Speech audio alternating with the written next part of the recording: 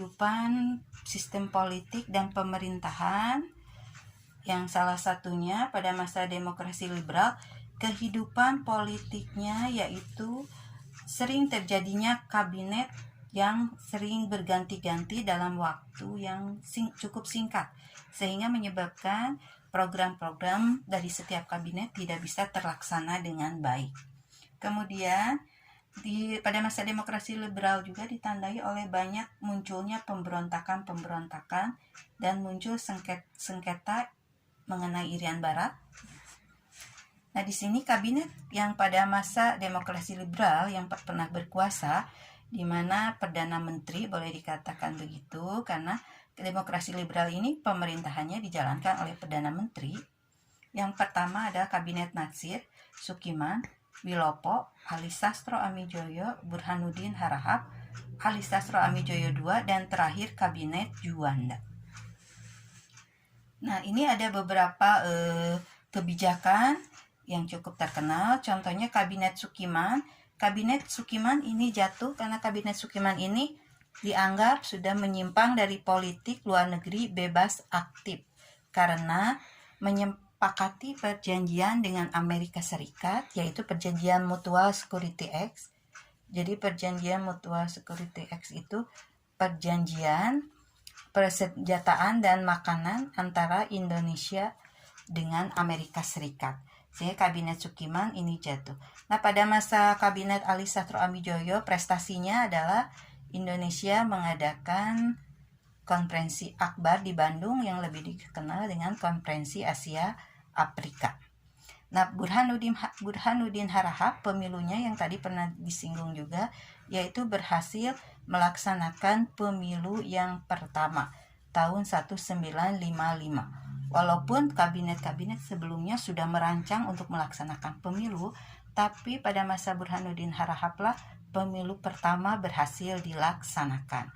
Kemudian Kabinet Ali Sastro Amijoyo dan terakhir Kabinet Juanda. Nah, pada masa Kabinet Juanda yang digunakan adalah Jaken Kabinet, artinya menterinya bukan dari partai politik tapi dari tokoh-tokoh yang memiliki keahlian atau profesional. Namun akhirnya Kabinet Juanda jatuh karena ada peristiwa Cikini. Peristiwa Cikini yaitu peristiwa percobaan pembunuhan terhadap Presiden Soekarno. Yang kedua, pemberontakan PRRI Permesta yang cukup menggoyangkan Kabinet Juanda itu sendiri. Yang ketiga, dikeluarkannya Dekret Presiden 5 Juli 1959. Jadi ini 3 poin ini adalah poin-poin yang menyebabkan akhirnya Kabinet Juanda mengundurkan diri. Nah, isi Dekret Presiden 5 Juli 1959 yang pertama adalah Indonesia membubarkan konstituante, ya. Kemudian jadi isi Dekret Presiden itu yang pertama pembubaran konstituante. Jadi konstituante dibubarkan karena konstituante ini dianggap tidak berhasil membuat undang-undang dasar. Yang kedua, tidak berlaku lagi UUDS 50. Jadi kembali lagi ke menggunakan Undang-Undang Dasar 1945. Dan yang ketiga, pembentukan MPRS dan DPAS.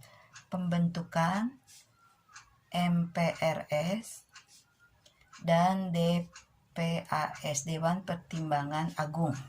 Karena dua lembaga ini memang belum terbentuk. Nah, akhirnya Kabinet Juanda mengundurkan diri dan itulah tanda berakhirnya demokrasi liberal. Namun, pada masa demokrasi liberal ada kebijakan-kebijakan ekonomi yang ditujukan untuk membangkitkan kembali perekonomian Indonesia. Di antaranya nasionalisasi di Dijapase Bank. Artinya apa? Bank Belanda diambil alih oleh pemerintahan Indonesia atau dinasionalisasikan, dirubah menjadi Bank Indonesia sampai sekarang.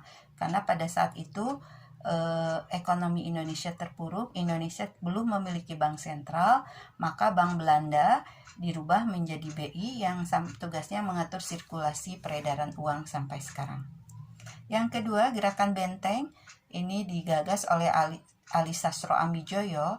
Gerakan benteng ini tujuannya untuk memberikan pinjaman kredit kepada para pengusaha pribumi supaya para pengusaha pribumi ini kembali bangkit.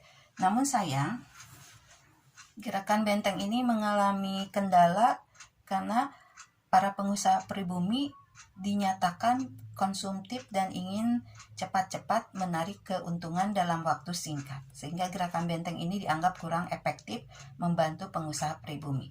Gerakan Alibaba ini kenapa dinamakan Alibaba? Karena Ali itu untuk menggambarkan pengusaha pribumi, sedangkan Baba pengusaha non-pribumi atau Cina. Jadi pemerintah menganjurkan supaya ada kerjasama antara pengusaha pribumi dengan pengusaha non-pribumi. Tetapi ini juga mengalami kegagalan karena nanti pengusaha pribumi justru dimanfaatkan oleh pengusaha non-pribumi untuk mendapatkan pinjaman modal atau kredit dari pemerintah. Nah, kemudian Gunting Saprudin.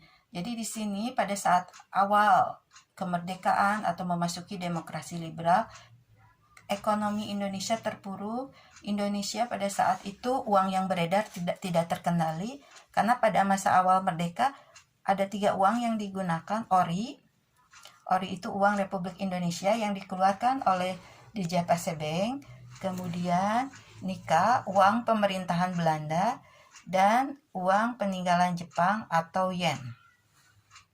Jadi ori, nika, yen inilah 3 mata uang yang digunakan pada awal kemerdekaannya.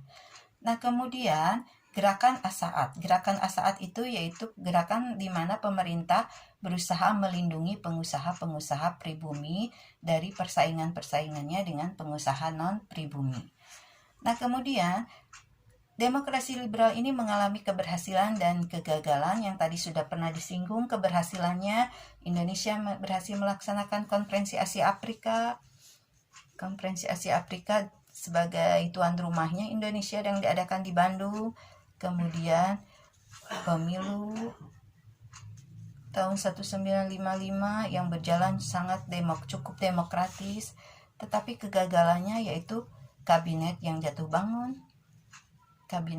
bangun ya, berganti, kabinet yang berganti, program tidak terlaksana dengan baik, pemberontakan